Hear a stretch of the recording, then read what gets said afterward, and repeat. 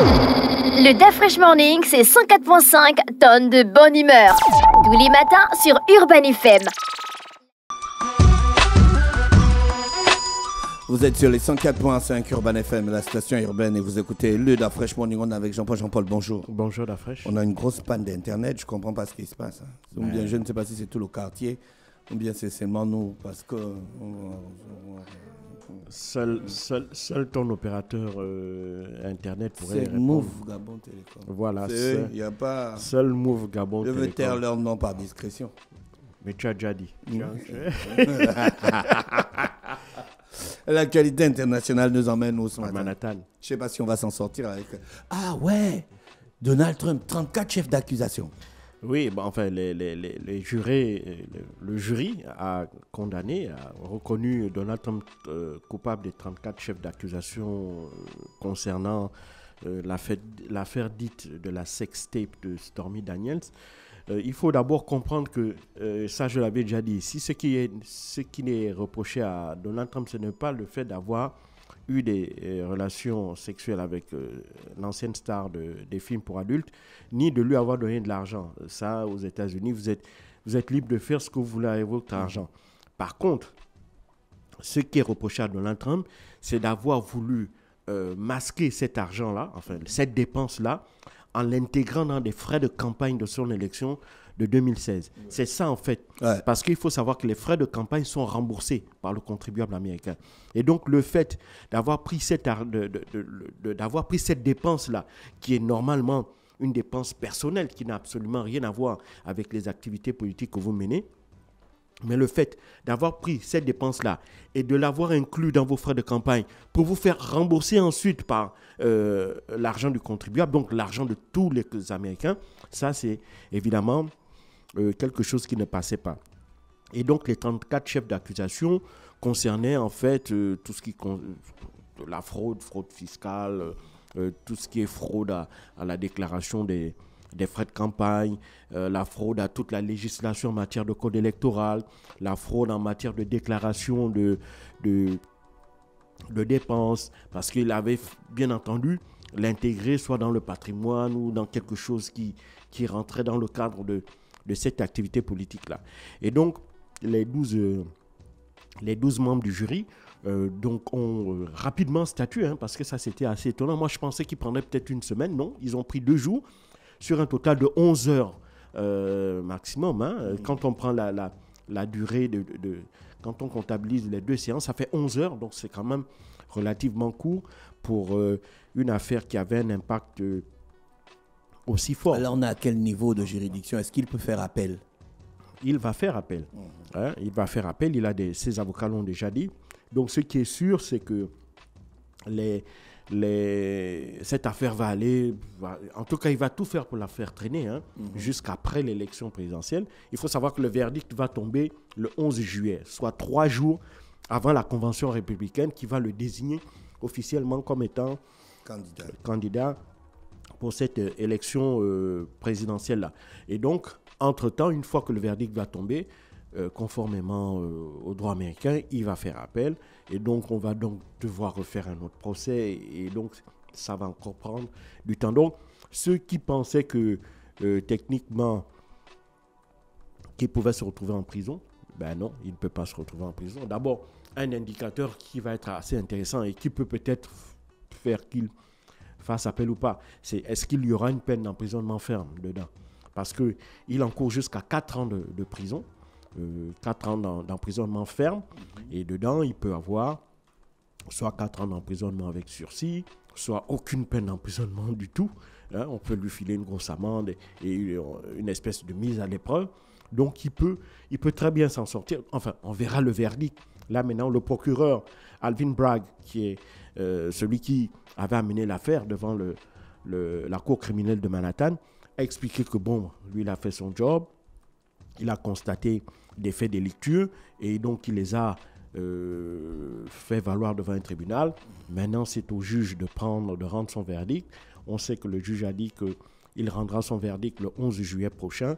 Et donc, à partir de là, ce qui est clair, c'est que s'il y a une peine d'emprisonnement, que ce soit ferme ou avec sursis, eh ben, Donald Trump va, bien entendu, ce pouvoir en appel pour évidemment prolonger la durée du procès. Il faut savoir que il a actuellement 4 affaires devant la justice américaine. Il en a plus d'une quinzaine. Mais vraiment, il y a 4 qui sont dont les accusations sont assez graves. Il a réussi, d'un point de vue juridique, à obtenir le renvoi de 3 de ses procès à après l'élection présidentielle. Donc, ça, c'était déjà une grande victoire. Par contre, pour la Cour, mais ça, c'était dans d'autres États, que ce soit en Géorgie et ailleurs. Par contre, à New York, et c'est un peu la dent qu'il a contre, si tu veux, le procureur de l'État de New York, c'est que le procureur, c'est un procureur démocrate. Aux États-Unis, les procureurs des États sont élus par les populations. Et donc, ils sont aussi élus sous la bannière des partis politiques.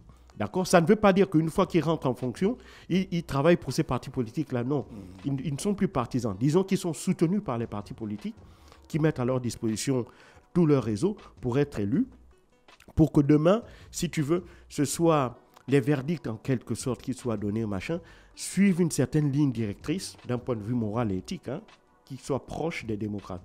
C'est comme ça que vous allez voir des procureurs. En général, les procureurs républicains sont beaucoup plus fermes sur ce qui concerne les délits pénaux, tout ce qui est homicide, tout ce qui est vol, etc., etc. Alors que les démocrates sont beaucoup plus sur ce qui est des délits qui sont liés à la corruption, au détournement, des choses comme ça là.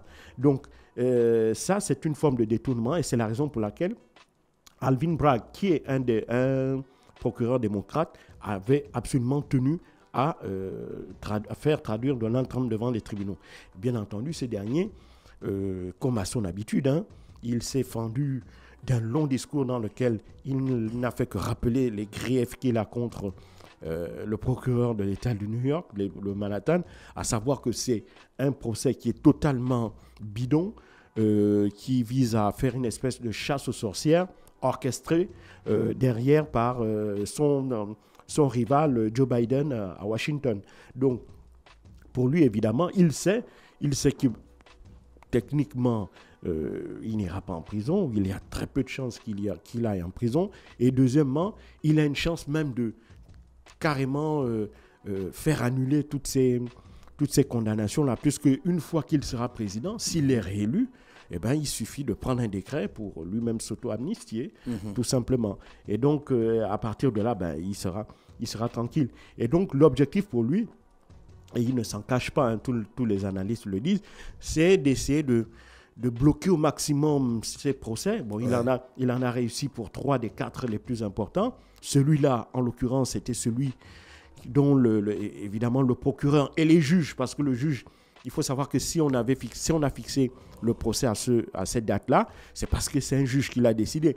Et le juge a été particulièrement regardant dans le fait qu'il a insisté que durant tout le mois du procès, Donald Trump devait être présent à toutes les audiences.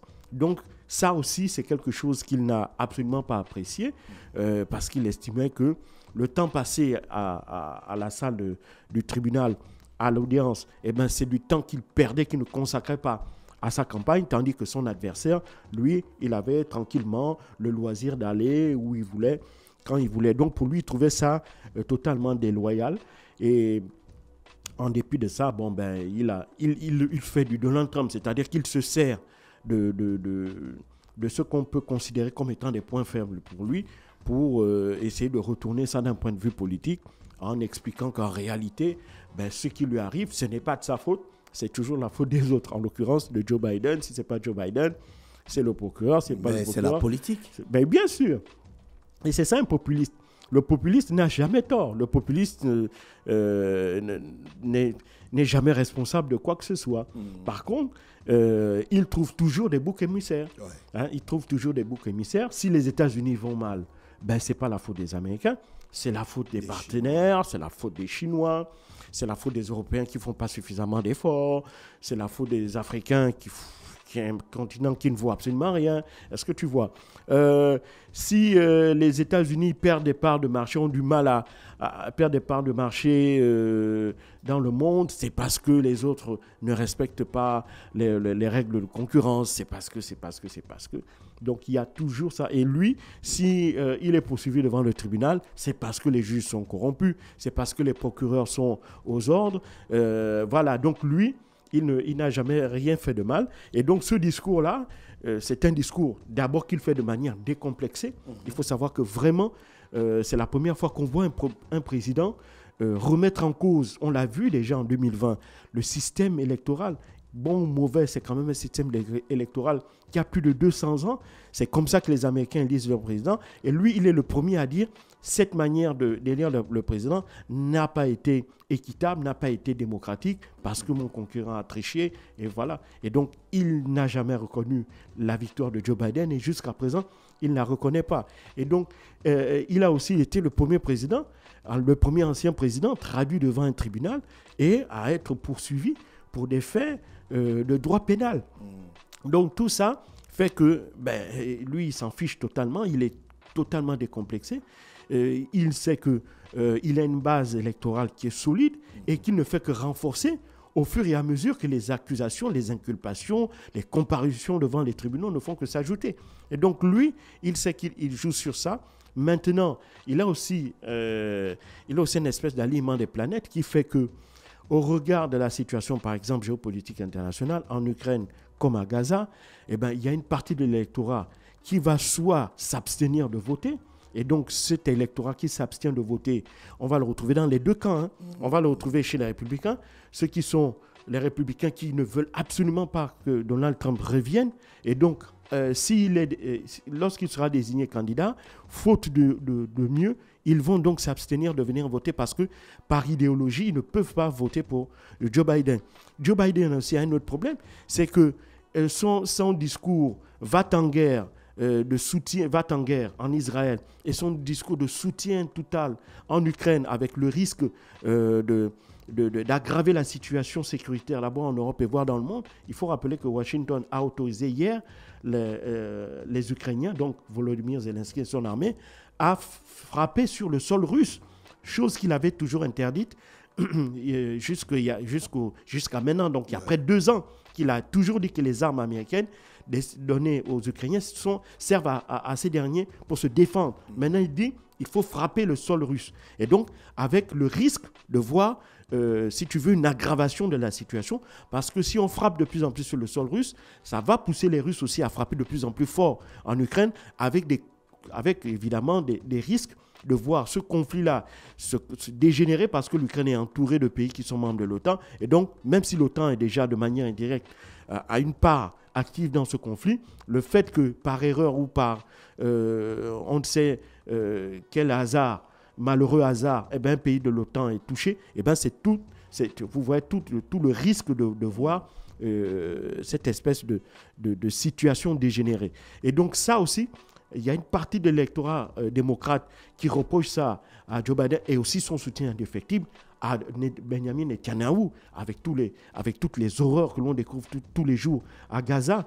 Depuis 7 mois, l'armée israélienne frappe sans répit la bande de Gaza. On est déjà à près de 36 000 morts et Joe Biden continue à envoyer des armes, continue à soutenir à bout de bras le gouvernement israélien. Et donc ça fait que du côté des démocrates, il y a aussi des gens qui ne supportent plus cette situation-là, sans oublier aussi le fait que Joe Biden il a 81 ans. On essaie de masquer toutes les vidéos où il a des pertes de mémoire, où il oublie de quoi il s'agit, sans oublier les fois où il tombe. Et donc, on essaie de gommer tout ça. Mais dans une partie de l'électorat démocrate, c'est des images qui sont présentes. Ils estiment que Joe Biden aussi est trop vieux. Et donc, on aurait pu trouver un autre candidat où on aurait dû même mettre en avant Kamala Harris, donc sa vice-présidente, pour qu'elle puisse être candidate à cette élection présidentielle.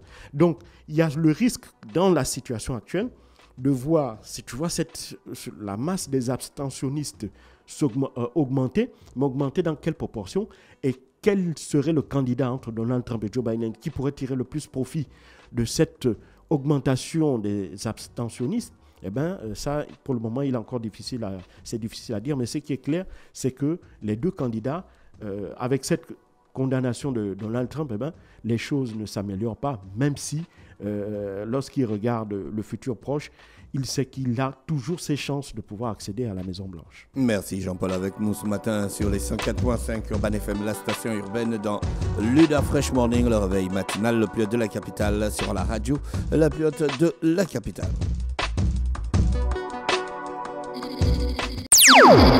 Le Da Fresh Morning, c'est 104.5 tonnes de bonne humeur. Tous les matins sur Urban FM.